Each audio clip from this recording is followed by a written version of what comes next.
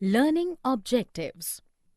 After studying this module, students will be able to explain the concept of organizing, explain the process of organizing, describe the importance of organizing, explain the meaning, advantages, and disadvantages of functional organization, explain the meaning, advantages, and disadvantages of divisional organization, explain the meaning, advantages, and disadvantages of formal and informal organization, distinguish between formal and informal organization, explain the concept of delegation and decentralization, describe the importance of delegation and decentralization, and distinguish between delegation and decentralization. Meaning and steps. Organizing. Organizing is that managerial process which seeks to define the role of each individual towards the attainment of enterprise objectives, with due regard to establishing authority, responsibility, relationships among all, and providing for coordination in the enterprise as an inbuilt device for obtaining harmonious group's action. Definition. In the words of Theo Hamel, organizing is the process of defining and grouping the activities of the entire process and establishing the authority and relationship among them. Organizing in management refers to the relationship between people, work, and resources used to achieve the common objectives. Steps in organizing. Management function of organizing completes when it passes through different stages. The important among them are discussed below. Identification and division of work. The first step in the process of organizing involves identifying and dividing the work that has to be done in accordance with previously determined plans. Work is divided into manageable tasks so that duplication can be avoided and workload can be shared among employees. Departmentalization. Once work has been divided into small and manageable activities, then those activities which are similar in nature are grouped together. This process is called departmentalization. Assignment of duties. Once the departments are created, each department is placed under the charge of an individual, called departmental head. Then, each job is allocated to an individual according to his knowledge and skill. There should be a proper match between the nature of jobs and the ability of an individual. Establishing reporting relationships. In the organization, each employee has some authority as well as responsibility. It is necessary that every individual must know whom he has to take orders from and to whom he is answerable. Importance of organizing. Importance of organizing. The organizing function is very important in the business as it coordinates all other areas of business operations. The importance of this function can be well explained with the help of following points. Benefits of specialization. In organizing, every individual is assigned a part of total work and not the whole task. This division of work into smaller units and repetitive performance leads to specialization. Thus, organizing promotes specialization, which in turn leads to efficient and speedy performance of tasks. Clarity in working relationship. It helps in creating well-defined jobs and also clarifying the limits of authority and responsibility of each job. The superior-subordinate relationship is clearly defined in organizing. Effective administration. It provides a clear description of jobs and related duties, which helps to avoid confusion and duplication. Clarity in working relationships enables proper execution of work, which results in effective administration. Optimum utilization of resources. The proper assignment of jobs avoids overlapping or duplication of work. This helps in preventing confusion and minimizing the wastage of resources and efforts. Adoption to change. A properly designed organizational structure is flexible, which facilitates adjustment to changes in workload caused by change in external environment related to technology, products, resources, and markets. Development of personnel. Sound organization encourages initiative and relative thinking on part of the employees. When managers delegate their authority, it reduces their workload, so they can focus on more important issues related to growth and innovation. This also develops the subordinate's ability and helps him to realize his full potential. Expansion and growth.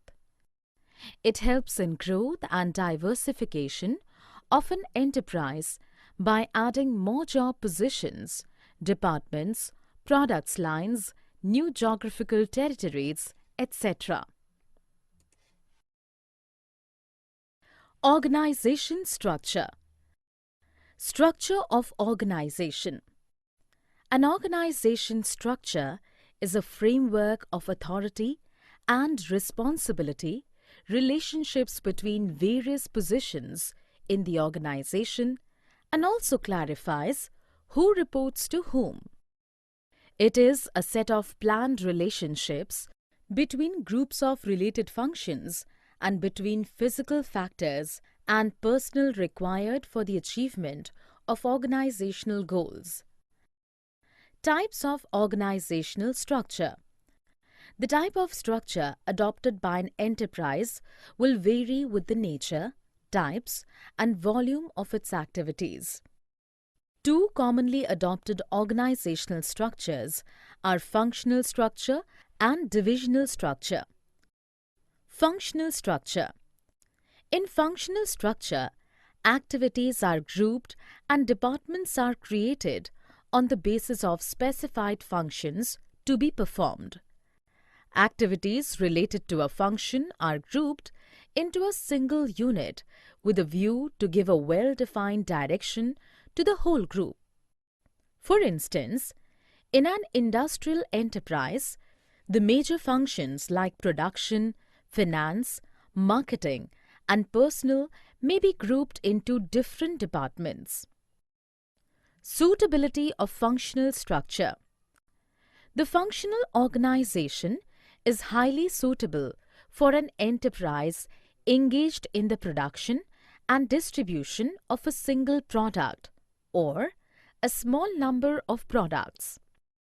It is very useful where it is desired to introduce specialization in the performance of various functions like production, finance, marketing, etc. Divisional structure. The divisional structure is formed by creating a set of autonomous units or divisions which are coordinated by the central headquarters. For example, a company may have 3 divisions to manage garments, cosmetics, and leather goods, etc. Suitability of divisional structure. Divisional structure is suitable for the firms having several products, and each product is categorized by different technology, resources, production process, and market. It is suitable for firms having coverage of wide geographical area or having different market segments. Formal and informal organization. Formal and informal organization.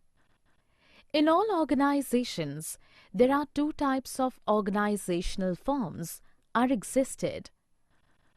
One is the professional system and the other is more into personal and which is informal as well. When the employees are guided by rules and procedures, this is said to be formal organization. Formal organization. Formal organization refers to the organization structure which is designed by the management to accomplish a particular task. It specifies clearly the boundaries of authority and responsibility, and there is a systematic coordination among the various activities to achieve organizational goals. Informal organization. Interaction among people at work gives rise to a network of social relationships among employees, called the informal organization. Informal organization emerges from within the formal organization when people interact beyond their officially defined roles. Characteristics of informal organization. Based on formal organization. This is based on formal organization where people also have informal relations. First of all, the formal organization is established and then informal organization is created out of it. It has no written rules and procedures. In this organization, there are no written rules and procedures to govern interrelationship. But there are group norms which have to be observed. Independent channels of communication. In this organization, relations among different people are not defined because a person at the lowest rank can have direct contact with the person at the highest level. It is not deliberately created. Informal organization is not deliberately created. It emerges out of mutual relationship and tastes. It has no place on organization chart. Informal organization has no place on the properly prepared organization chart. Moreover, there is no information about it even in the organization manual. Delegation. Delegation. In every organization, whatever may be the nature, a single person or a manager cannot manage his duties in an effective way unless he is dividing the work among his subordinates. This process we can call as delegation process. Delegation refers to the downward transfer of authority from a superior to a subordinate. Delegation involves granting of authority to subordinates with a view to make them perform the assigned duties. It enables the managers to distribute their workload of work to others and concentrate on important functions which only they can perform better. Elements of delegation. The basic elements of delegation are authority, responsibility, and accountability. Authority. Authority refers to the right of an individual to command his subordinates and to take action within the scope of his or her position. Authority is needed to discharge a given responsibility. The power to produce or use raw materials, spend money, or ask for allotment of money, to hire or fire people, etc., has to be delegated to individuals to whom the work is assigned. Responsibility. Responsibility refers to the obligation of a subordinate to properly perform the assigned duty. The superior must determine clearly the task or duty to be assigned to the subordinates. The duty must be expressed in terms of functions or in terms of objectives. Accountability. Accountability is to answerability for the outcome of the assigned task. The subordinate is held accountable to the superior. Accountability originates because the manager has a right to require an accounting for the authority delegated and task assigned to a subordinate. The process of delegation of authority is incomplete unless accountability is created. Importance of delegation. Importance of delegation. Delegation ensures that the subordinates perform tasks on behalf of the manager, thereby reducing his workload and providing him with more time to concentrate on important matters. Effective delegation leads to the following benefits. Effective management. By delegation, managers pass their routine work to their subordinates. So, they get more time to concentrate on more important matters. This will help them to excel in new areas and be more efficient and effective. Employee development. In the process of management, the work is passed on to the employees. This gives them opportunity to use their talents and increases their experience. It makes them better leaders and decision makers. Thus, delegation helps in preparing better future managers. Motivation of employees. When a superior passes on the responsibility to his subordinate, it is not merely sharing work, but also sharing trust.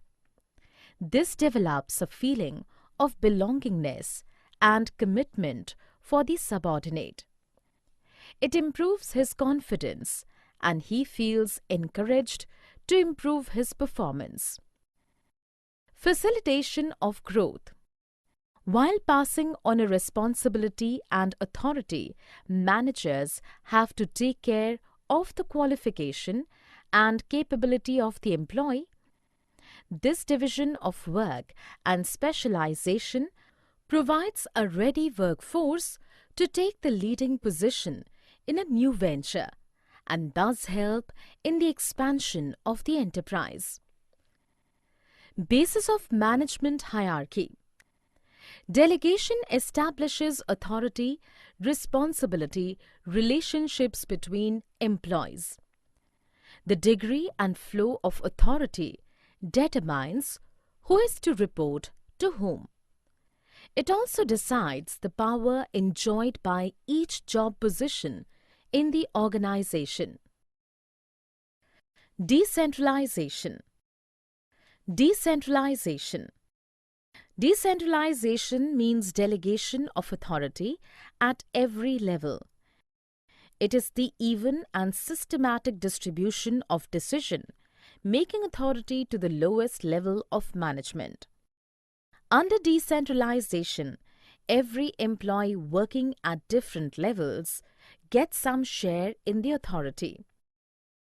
Importance of decentralization. Decentralization is a fundamental step and its importance can be understood from the following points. Develops initiative among subordinates. It helps to promote self-reliance and confidence amongst the subordinates. This is because lower managerial levels have been given freedom to take their own decisions, and they learn to depend on their own judgment. It also helps to identify those executives who have the potential to become dynamic leaders. Develops managerial talent for the future. Formal training, along with experience of handling independent assignments, helps to create a reservoir of qualified and capable managers who can take up more challenging positions in the upcoming ventures of the organization. Quick decision making. Under decentralization, authority to make decisions is placed in the hands of those who are responsible for executing the decisions. Since decisions are taken at levels nearest to the point of execution, there is no delay or distortion of information. Growth and diversification. Use of decentralization becomes imperative when an institution carrying the manufacture of one product wants to diversify in the other different ranges of the product. So, decentralization facilitates growth and diversification of products and markets. Relief to top management. It helps to reduce the amount of direct supervision over subordinates by giving them freedom to take decision and act on their own. This reduces the workload of top executives, and they can devote their time and attention to important policy matters. Advantages of decentralization. Decentralization. Decentralization means delegation of authority at every level. It is the even and systematic distribution of decision-making authority to the lowest level of management. Under decentralization, every employee working at different levels gets some share in the authority. Advantages. The importance of decentralization can be discussed with the help of following points. Reduces the burden on top executives. Decentralization relieves the top executives of the burden of performing various functions. Centralization of authority puts the whole responsibility on the shoulders of an executive and his immediate group. This reduces the time at the disposal of top executives who should concentrate on other important managerial functions. Facilitates diversification. Under decentralization, the diversification of products, activities, and markets, etc., is facilitated. A centralized enterprise with the concentration of authority at the top will find it difficult and complex to diversify its activities and start the additional lines of manufacture or distribution. To provide product and market emphasis. A product loses its market when new products appear in the market on account of innovations and changes in the customer's demand. In such cases, authority is decentralized to the regional units to render instant service taking into account the price, quality, delivery, novelty, etc. It promotes motivation. Decentralization of authority promotes the morale of the employees and create a feeling that they are important to the business. This will improve the productivity and efficiency. Executive development. When the authority is decentralized, executives in the organization will get the opportunity to develop their talents by taking initiative, which will also make them ready for managerial positions. Summary. Let us summarize what we have learned in this module.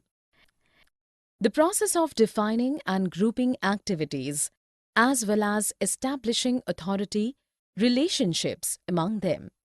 It is highly crucial as it leads to division of work, clarity in reporting relationships, utmost utilization of resources, growth, powerful administration, and wonderful creativity.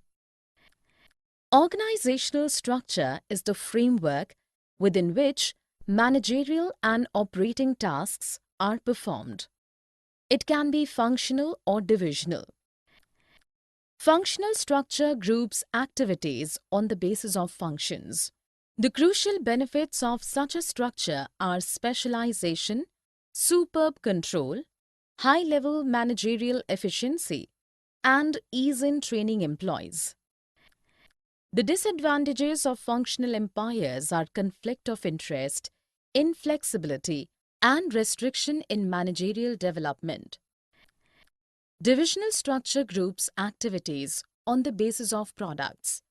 The advantages are integration, product specialization, greater accountability, flexibility, better coordination, and more initiative. Formal organization is designed by the management to achieve organizational goals. Its advantages are fixation of responsibility, clarity of roles, and unity of command and effective accomplishment of goals. Informal organization arises out of interaction amongst people at work. Delegation is the transfer of authority from superior to subordinate. It has three elements: authority, responsibility, and accountability. Decentralization is delegation of authority throughout the organization.